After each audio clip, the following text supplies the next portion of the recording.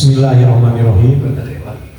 Assalamualaikum warahmatullahi wabarakatuh. Waalaikumsalam warahmatullahi wabarakatuh. Alhamdulillah nahmaduhu wa nasta'inuhu wa nastaghfiruh. Wa na'udzu billahi min syururi anfusina wa min sayyiati a'malina. Man yahdihillahu fala mudilla lahu wa man yudlil fala hadiya lahu. Asyhadu an la ilaha illallah wa asyhadu anna Muhammadan abduhu wa rasuluhu amma ba'du. Bapak Kepala Sekolah yang saya hormati, rekan-rekan guru dan staf TU yang saya hormati, pertama marilah kita sama-sama memanjatkan puji dan syukur kehadiran Allah Subhanahu wa Ta'ala. Alhamdulillah di siang ini kita bisa berkumpul merencanakan, melaksanakan sebuah program yaitu yang berkaitan dengan komunitas belajar. Ini memang acaranya bisa dikatakan kita memang sudah memprogramkan dalam satu semester itu minimal kita melaksanakan 3 kali komunitas belajar, lebih juga lebih baik, nggak apa-apa. Nah kebetulan dalam waktu dekat ini, hari-hari ini Pak Asep selaku calon guru penggerak angkatan 11, beliau itu kebetulan ditugaskan untuk melaksanakan kegiatan berbagi mungkin ya seperti ini. Nah kita manfaatkan kegiatan Pak Asep di CGP, kita manfaatkan kenapa tidak menjadi program komunitas belajar. Nah Bapak dan Ibu sekalian yang saya hormati, untuk pertemuan komunitas belajar pada hari ini Bapak bisa lihat di televisi ya. Tema yang akan kita bahas bahkan mungkin nanti didiskusikan yaitu tentang diseminasi budaya positif ya, diseminasi ya. Penyebaran atau apa itu ya, istilah yang cukup baru. Nah, kalau nggak salah itu penyebaran budaya positif. Nah insya Allah selaku narasumbernya pada kesempatan siang ini yaitu saudara kita, teman kita yang sekarang lagi mengikuti kegiatan CGP, yaitu Bapak Asep Anton SPDI. Kemudian nanti kalau memungkinkan ada waktu kita bisa juga berbagi informasi, update informasi kaitan dengan berbagai kegiatan kita ke depan. Ya nanti mungkin dari kesiswaan, dari pembina pramuka mungkin bisa disampaikan untuk ada waktu kaitan dengan kegiatan ke depan, khususnya pramuka yang dan lain sebagainya. Jadi nanti itu Ya, setelah kegiatan utama ini kita sampaikan atau kita laksanakan, termasuk mungkin nanti dari Bapak Kepala Sekolah update berbagai informasi kaitan dengan KBM dan segala macam. Baik Bapak dan Ibu sekalian, untuk mengefektifkan waktu, ya, kita mulai saja kegiatan ini dengan baca hamdalah bersama-sama. Aku nggak sah. Ini sengit asin. Bismillahirrahmanirrahim. Kepada Pak Asep Anton selaku narasumber, kami persilahkan waktu seluas-luasnya. Oh ya, langsung ya Pak Asep ya. Ya udah sama Pak Bapak. Ya sudah informasi belakang Pak. Ya, biar.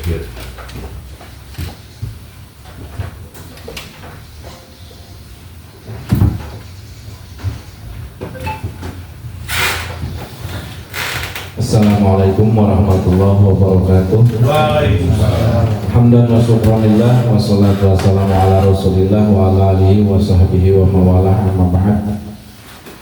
Yang terhormat Bapak Kepala Sekolah SMPN 8 Garut, yang saya hormati Bapak dan Ibu serta staf SMPN 8 Garut. Alhamdulillah pada kesempatan hari ini kita bisa kumpul bersama dalam keadaan sehat walafiat dalam acara kegiatan yaitu komunitas guru pembelajaran SMPN 8 Garut melakukan kegiatan praktik bayi yang dimana sekarang itu adalah membawa tema diseminasi budaya positif yang insya Allah saya sendiri akan menyampaikannya. Kemudian yang pertama, jangan tanggung-tanggung Bapak Ibu ya, biasa saja seperti halnya kita biasa aja. Jadi biar suasana kita lebih nyaman gitu. Biasanya ya termasuk saya sendiri kalau di kamera itu suka agak kararapok ya. Tetapi kita biasakan saja, kita hidup dengan kamera, dengan video, biasakan saja seperti itu.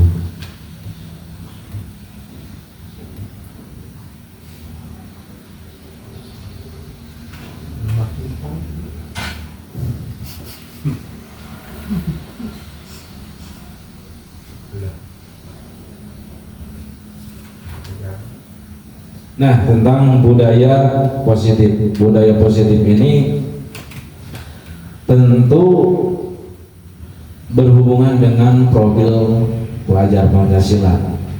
Ya, di mana dalam profil pelajar Pancasila yang pertama itu berketuhanan, ya, akhlak mulia. Ya. Nah, saya ingin tanggapannya dulu tentang Bapak dan Ibu. Silahkan acungkan tangan. Kira-kira yang Bapak Ibu pahami tentang budaya positif itu seperti apa?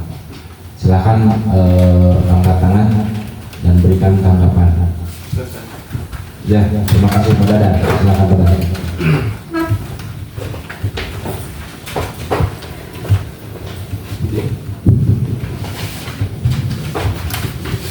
Terima kasih atas waktunya Pak Asep Anton.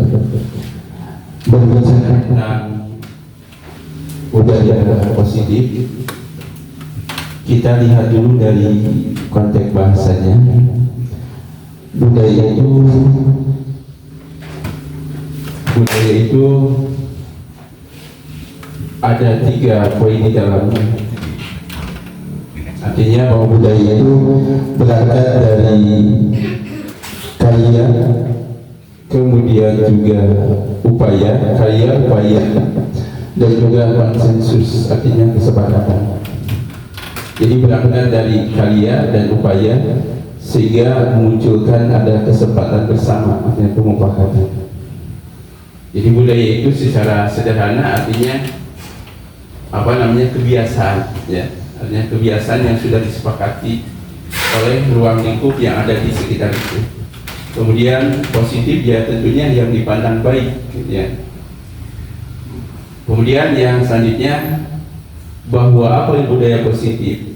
Jadi budaya positif itu di mana ada kebiasaan-kebiasaan baik yang perlu kita terapkan dan juga perlu kita biasakan supaya kita mampu menjadi bagian terintegrasi, dinamisasi proses lingkungan yang ada di sekitar kita.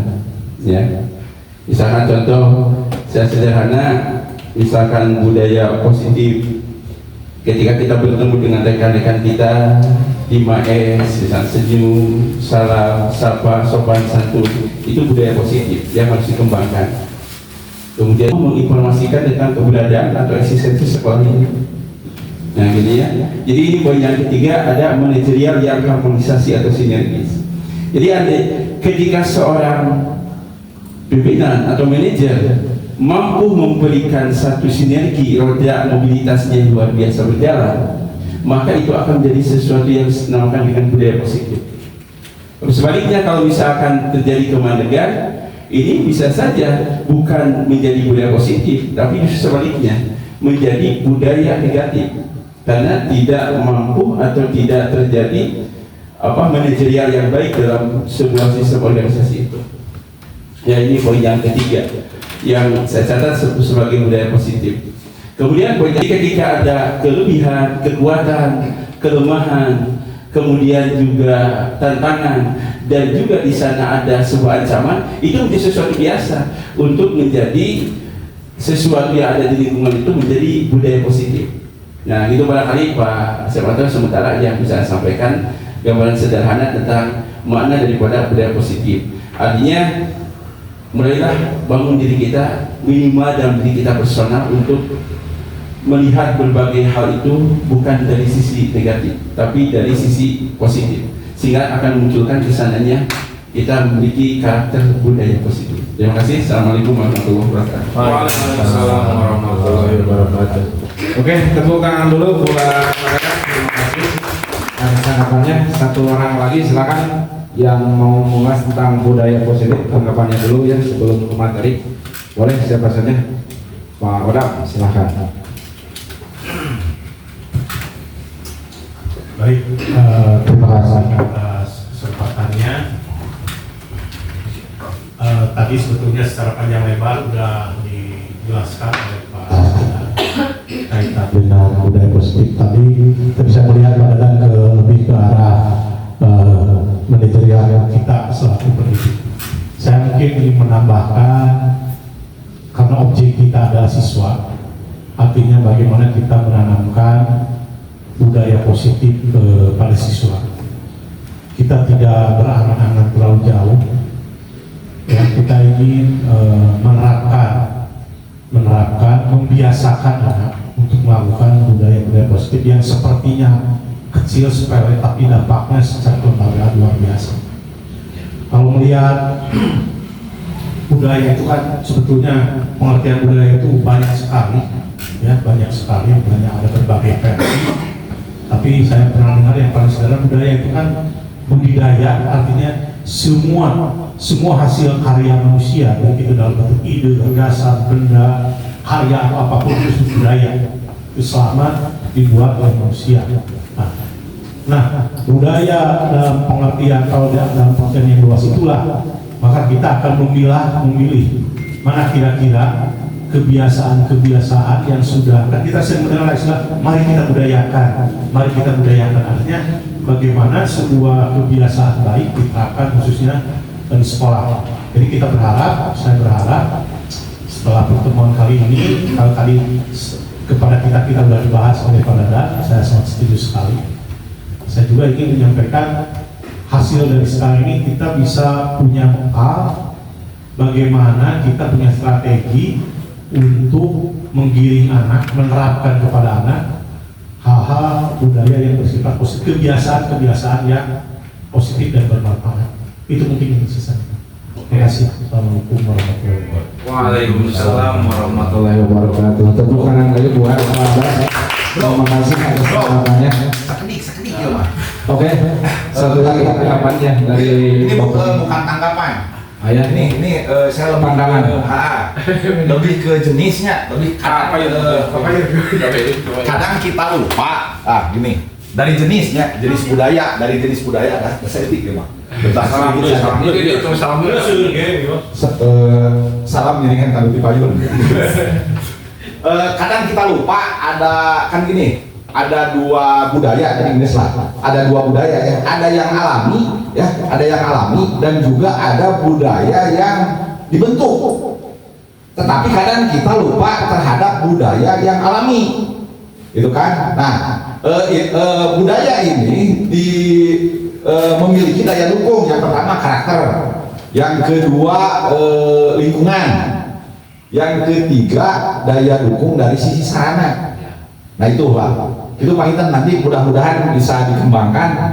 Tapi hanya itu saja, saya mungkin lebih ke menjaga terhadap budaya-budaya yang alami yang memang sudah kuat tapi kadang lupa. Itu Pak Intennya. Seperti pepatah, di mana bumi dipijak, di situ langit dijunjung kan gitu. Karena setiap lingkungan itu memiliki budaya-budaya yang berbeda-beda. Oke, thank you. Terima kasih untuk tangan kami ya. Dengan pandangannya. Cukup. Jadi betul ya semuanya. Di sini tidak ada tanggapan salah dan benar ya. Kalau dalam budaya positif, lamun budaya atau kata kebiasaan ya, kebiasaan. Kalau disangkut pautkan dengan pemikiran Hajar Dewantara, itu di dalam siswa itu ada kodrat zaman dan kodrat alam. Nah itu mungkin yang dibahas sama Bapak Amin tadi ya. Jadi ada yang alami, tadi ada karena pendukung-pendukung lain. Halnya dengan anak kita, ada yang karakternya misalkan yang kurang baik dan yang tidak baik. Jadi masing-masing siswa itu punya tabiat. Kalau kata tabiat, kodrat zaman dan kodrat alam itu bisa dikatakan kalau kodrat alam itu tabiatnya, bawaan lahirnya. Kalau kodrat zaman itu karena ada lingkungan yang mempengaruhinya.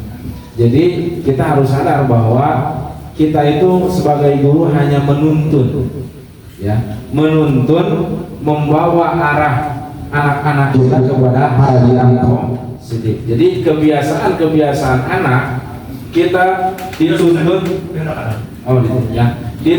untuk kepada budaya yang positif, dalam artian karena pada melan atau perbuatan yang positif, itu intinya ya, budaya positif.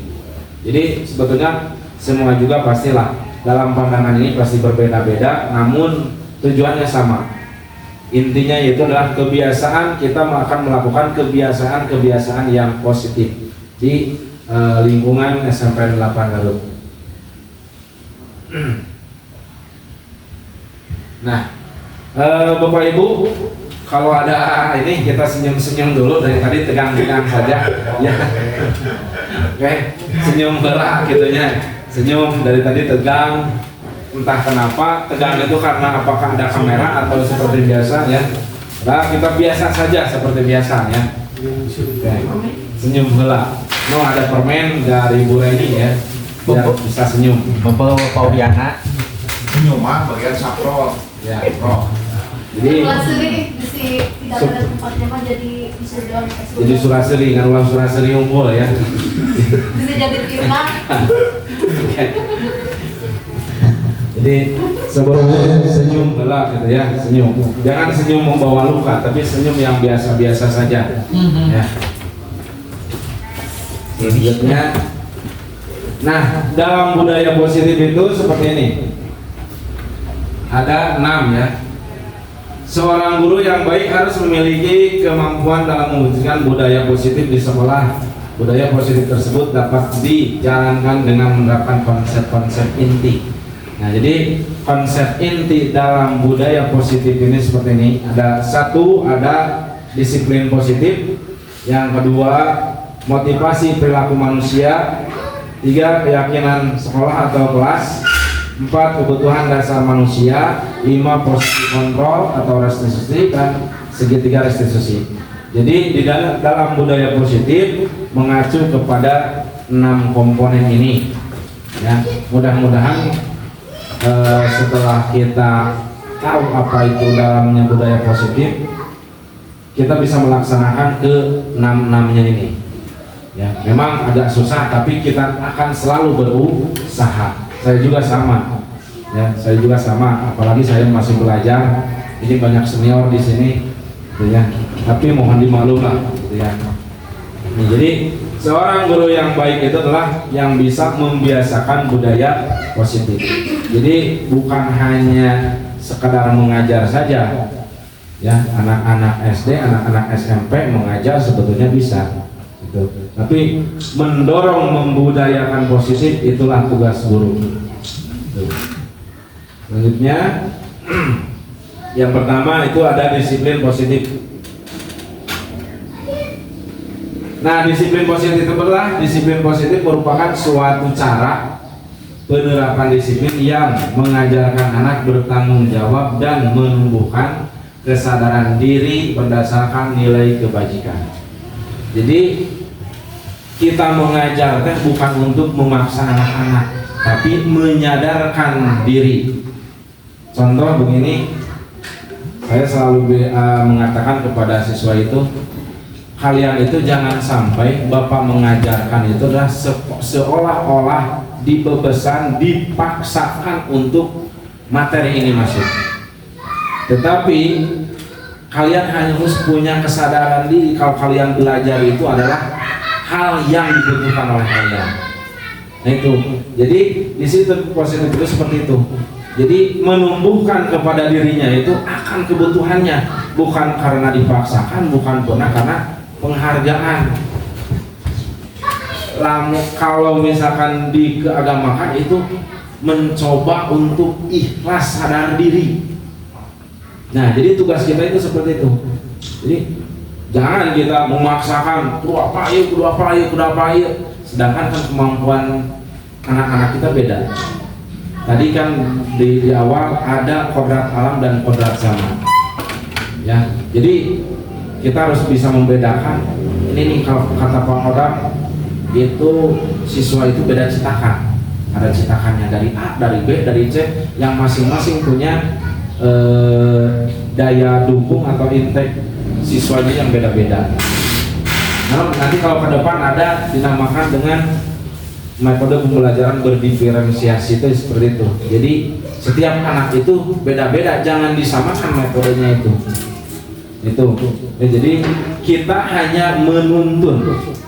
Seorang guru itu menuntun. Jadi siswa itu bukan kertas yang kosong sebetulnya. Ada anggapan, oh siswa itu kertas yang kosong, kita itu harus membentuknya. Tidak seperti itu, ya. Jadi siswa itu seperti hanya kertas yang sudah ada tulisan, tetapi tulisannya itu samar-samar. Tugas kita yang menebalkan tulisan tersebut. Maka kalau di keagamaan itu ada kodo gitu ya, kodanya ya kita menebalkan. Gitu. Jadi bukan seperti kertas kosong bisa dibentuk sedemikian oleh kita, tidak. Jadi kita menuntun. Kalau misalkan dalam tulisannya ada yang negatif, kita menuntun diarahkan kepada jalan yang positif. Ya, itu disiplin positif ya. Jadi disiplin positif itu agar anak-anak itu bertanggung jawab atas dirinya sendiri. Jadi untuk karena kepaksa sekolah, oh karena kepaksa si mama si nyarekan, oh si bapak si nyarekan, tapi sadar diri akan kebutuhannya. Kebutuhan kita adalah mencari ilmu, sadar akan ilmu yang akan didapatkan gitu. Selanjutnya, disiplin positif lebih ke arah disiplin diri yang dapat mengontrol diri dalam melakukan segala tindakan. Jadi upami kita udah disiplin diri sendiri, kontrolnya juga akan ada di diri kita sendiri. Tidak ada yang bisa mengontrol kita kecuali kita sendiri. Disiplin diri dapat membuat murid memahami dan menyadari berdasarkan motivasi internal, bukan akibat paksaan, ujian ataupun hukuman. Karena ada unsur ekstrinsik dan ada intrinsik. Kalau ekstrinsik itu dari luar, seperti dalam lingkungan, kemudian ingin mendapatkan penghargaan karena takut dihukum, itu unsur ekstrinsik. Nah, yang kita harus tumbuh kembangkan itu adalah unsur intrinsiknya, yaitu dalam diri kita, dalam diri anak tersebut. Sangat tumbuh. Iya yang melakukan, misalkan ingin membersihkan musola, ingin membersihkan lingkungan sekolah, timbul dalam dirinya, bukan karena disuruh sieun dihukum, bukan, tetapi ada kesadaran dirinya. Ya, kita juga sebagai guru memang terkadang kita teh urang teh da boga kewajiban. Ingat, kadang oh iya sieun ku kepala sekolah, oh iya sieun ku era ku batur. Nah, sebetulnya tujuan kita itu yang itu seperti kurang-kurang tepat. Tetapi sadarkan diri kita bahwa kita punya tanggung jawab, itu intinya. Ya, jadi ulah karena sieun ku kepala, sieun karena dihukum, atau misalkan sieun dicemooh oleh guru orang lain, tidak. Ya, kita menyadarkan diri kita. Secara tuntutan para siswa, ternyata dalam hal ini budaya positif itu sebetulnya banyak menampar kita sebagai pendidik. Nah, ini berdasarkan 6 karakter dalam profil pelajar Pancasila. Jadi budaya positif mengandung yang ini. Jadi tidak terlepas dari profil pelajar Pancasila. Ya, jadi yang harus dikembangkan itu beriman,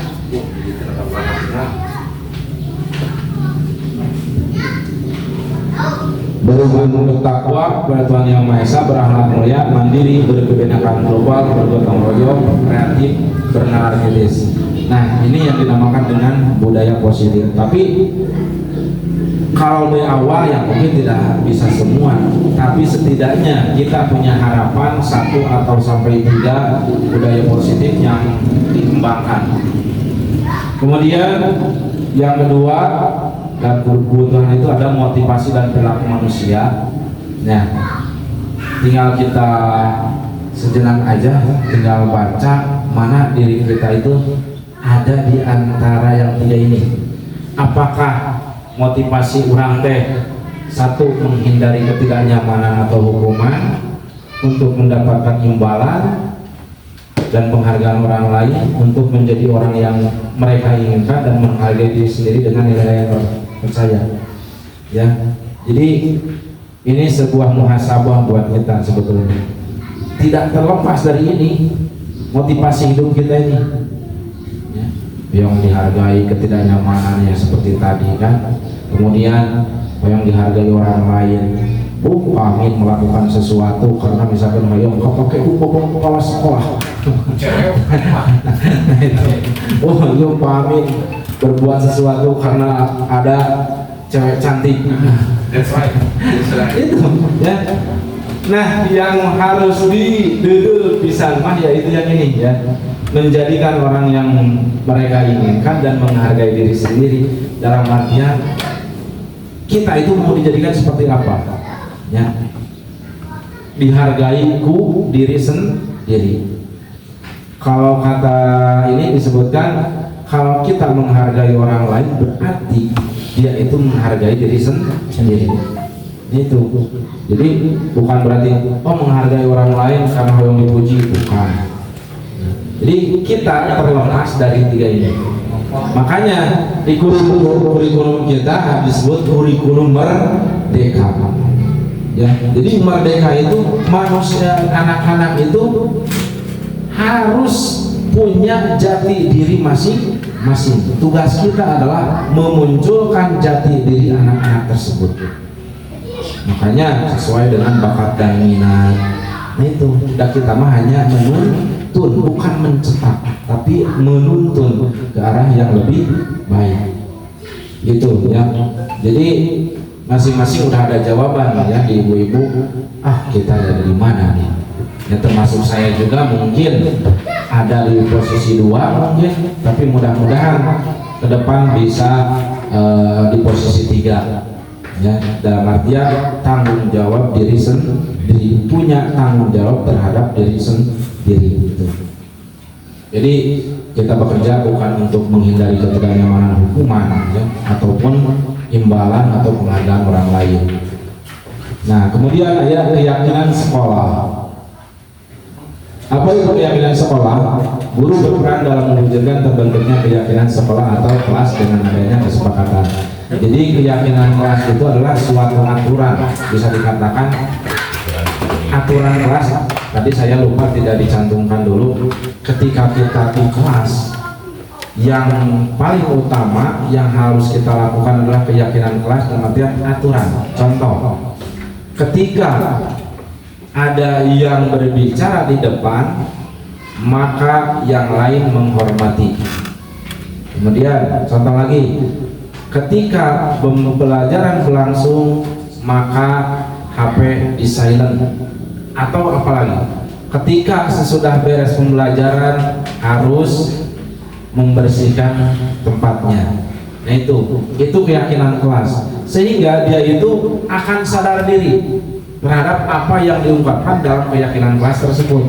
Bagusnya saya juga baru satu kelas yang membuat keyakinan kelas atau peraturan kelas itu ya. Jadi ketika misalkan anak itu keluar dari aturan atau keyakinan kelas itu, maka nanti akan ada konsekuensi. Terus saja, memang pada dasarnya menumbuhkan kesadaran itu bukan hal yang gampang, bukan ya, bukan hal yang gampang, tetapi harus adanya kegiatan-kegiatan atau perlakuan yang kontinu. Seperti halnya kita kepada anak didik kita, ada yang bajunya dikeluarkan,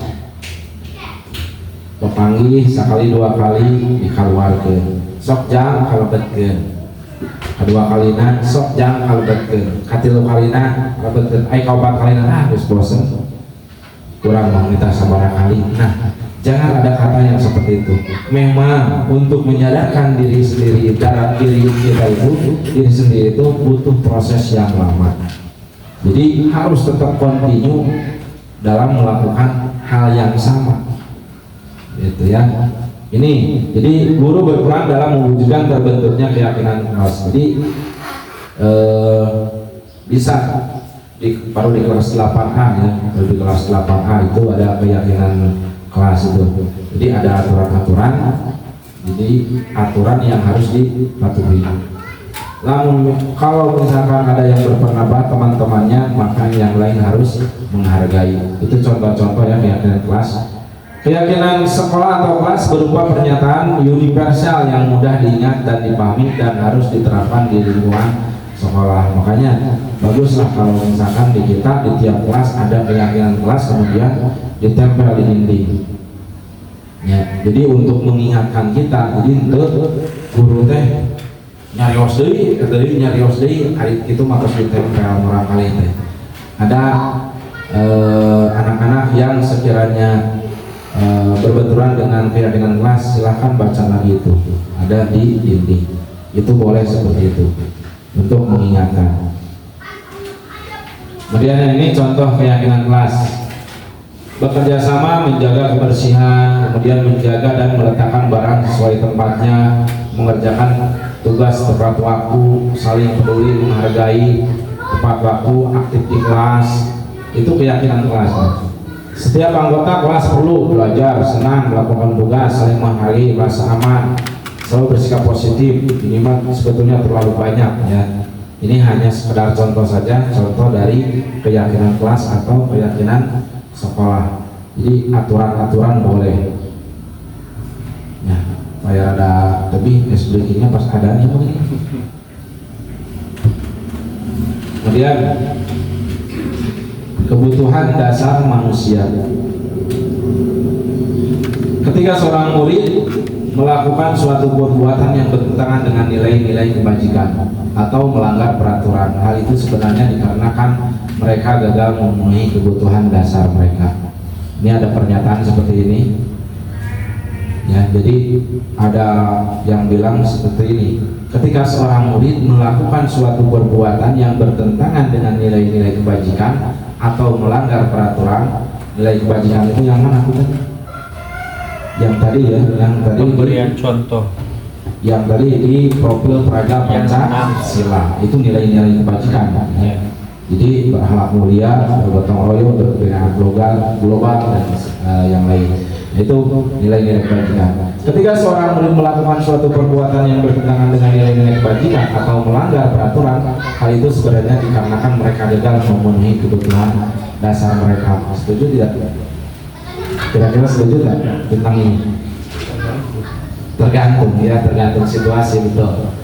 Nah, kebutuhan dasar manusia itu satu, bertahan hidup, kedua, kasih sayang dan rasa diterima, kemudian tiga, penguasaan, keempat, kebebasan, delapan, kesenangan.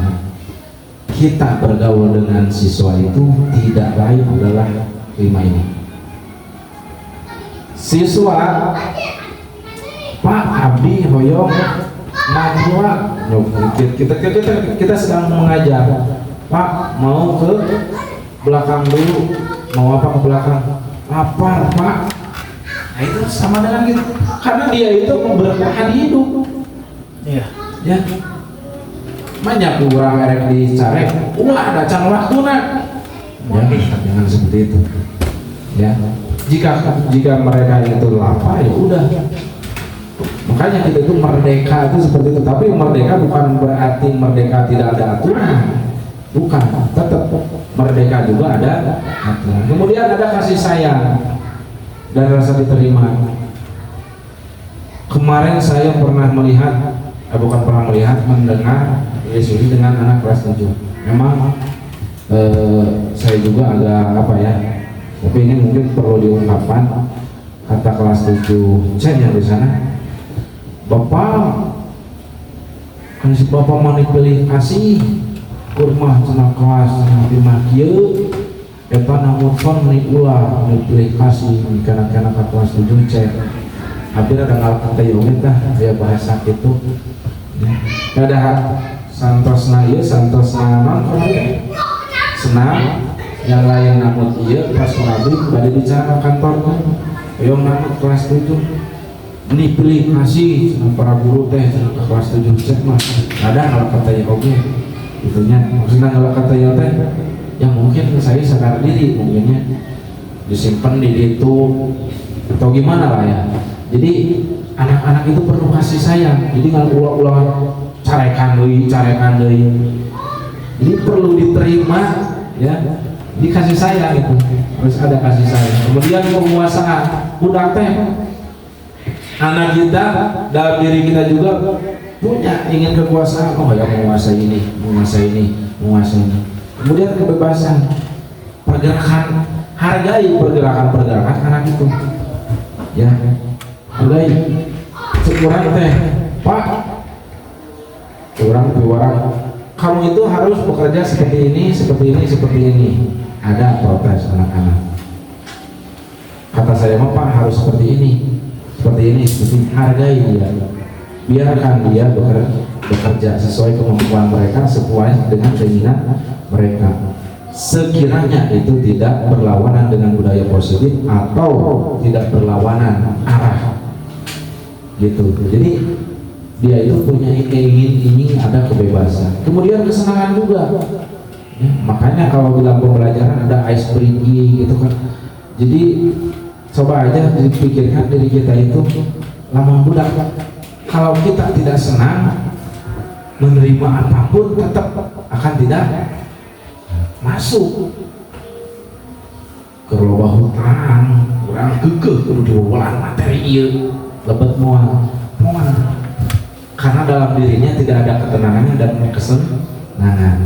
Makanya anak-anak itu ya sebisa mungkin ya saya juga berusaha sebisa mungkin buat anak itu senang. Pak senang oge ngan saukur lamun bubar kakalah senang. Bagaimana sikap kita seperti itu? Ya, kosong senang, diantep senang. Nah, dalam artian itu kesenangan itu tetap harus ada aturan. Ya, terus saja penjas itu paling banyak disenangi anak-anak mau bagaimanapun. Terus terang itu penjas paling disenangi, termasuk saya zaman baheula gitu. Guru naon guys ya. Gurunya Merdeka itu penjas. Ya, jadi Contoh ini kita pahami dalam Ibu Zulaikha, guru wali kelas 9A sedang bingung menghadapi ulah salah satu murid di kelasnya. Beberapa anak telah mengeluhkan Tommy yang seringkali meminta bekal makan siang mereka dengan paksa. Jika Anda menghadapi situasi seperti itu, Ibu Zulaikha, apa yang akan Anda lakukan menurut Anda? Kira-kira apa alasan Doni melakukan hal itu? Tommy, ya. Oke, salah nulis. Ngaran nate Tommy Doni. Ya. Oke, ada yang menanggapi, silakan. Dari studi kasus ini, kira-kira apa yang akan Bapak lakukan? Silakan. Siapa? Tommy sering kali Ada, boleh. makan siang mereka.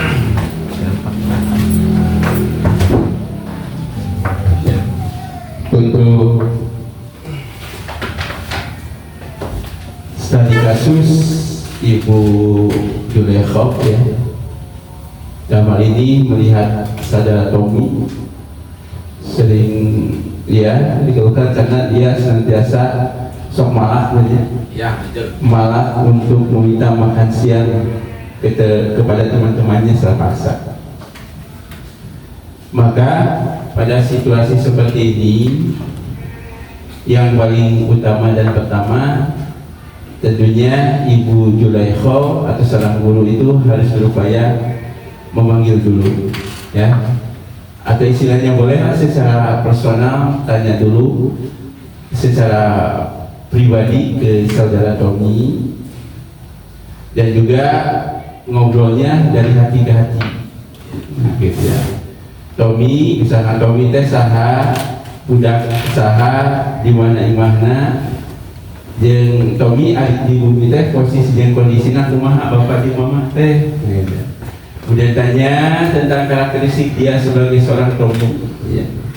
Kemudian setelah itu, setelah melihat posisi dan kondisi Tommy, keberadaan Tommy dan juga eksistensinya Tommy, sehingga kita bisa mengambil sebuah konklusi tentang posisi Tommy secara personal.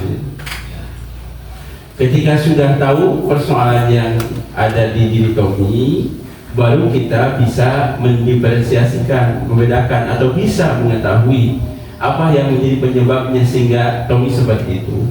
Ya, artinya kalau misalkan Tommy dikarenakan mohon maaf orang tuanya ya biasa diberi oleh untung gitu ya. Kemudian juga dia merasa di rumahnya orang tuanya seolah-olah kurang diperhatikan sehingga munculkan dirinya ada apa yang posisi teh hanya diperhatikan kalau sekaligus ku bebaturan oke komo sarua sebagai istilah nama banten aktualisasi bahwa dirinya di rumah, misalkan contoh ini baru gambaran contoh di rumahnya kurang ada perhatian dari orang tua sehingga memunculkan untuk di sekolah mah orang teh harus diperhatikan bebaturan, akhirnya mengambil sebuah sikap seperti ini. Nah, ketika misalkan status ini dilakukan, maka yang harus dilakukan Ibu Zulaikha pada saat itu berikan satu pemahaman bahwa ketika ini sisi yang positifnya Tommy, walaupun seperti apapun posisi dan kondisi orang tua, tetap kita hargai.